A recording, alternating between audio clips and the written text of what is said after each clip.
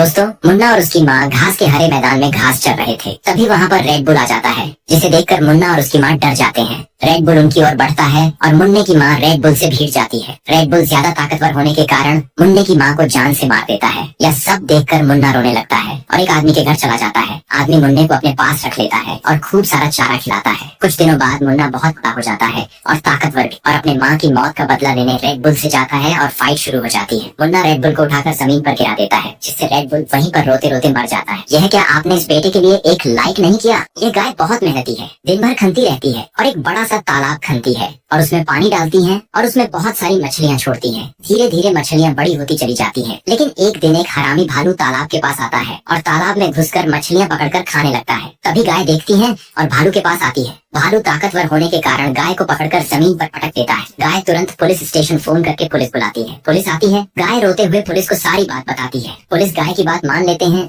और भालू को हथकड़ी पहनाकर जेल ले जाते हैं। ये क्या आपने इस गाय के लिए अभी तक एक लाइक नहीं किया? यह गाय बहुत मेहनती है, दिन भर खेत में फरसा लेकर खनती रहती है और गन्ना बोती है और उसमें पानी डालती है। कुछ दिनों बाद गन्ना बड़ा होता चला जाता है, लेकिन एक दिन कुछ हरामी बंदर उसके खेत में आ जाते हैं और उसके गन्ने को तोड़कर खाने लगते हैं और बर्बाद करने लगते हैं। तभी गाय वहाँ पर आ जाती है और बंदरों को देखती है और दौड़ कर जाती है। पुलिस को फोन करती है, पुलिस आती है। गाय पुलिस को रोकर सारी बात बताती है। पुलिस गाय की बात मान लेते हैं और बंदरों को पकड़कर हथकड़ी पहनाकर जेल में ले जाते हैं। यह क्या आपने इस गाय के लिए एक लाइक नहीं किया? ये गाय और इसका छोटा बच्चा दोनों दिन भर खेत में हल चलाते हैं और भुट्टे का खेती करते हैं और उसमें पानी डालते हैं। धीरे धीरे भुट्टे का पेड़ बड़ा होता चला जाता है, लेकिन एक दिन एक हरामी बंदर हाथ में तलवार लेकर खेत में आ जाता है और भुट्टे के पेड़ को काट के बर्बाद करने लगता है। ये सब गाय देखती है और बंदर के पास आती है। बंदर के पास तलवार होने के कारण गाय के ऊपर तलवार से वार करके मार डालता है और तभी गाय का छोटा बच्चा ये सब देखता है और जोर जोर से रोने लगता है और फोन करके पुलिस बुलाता है।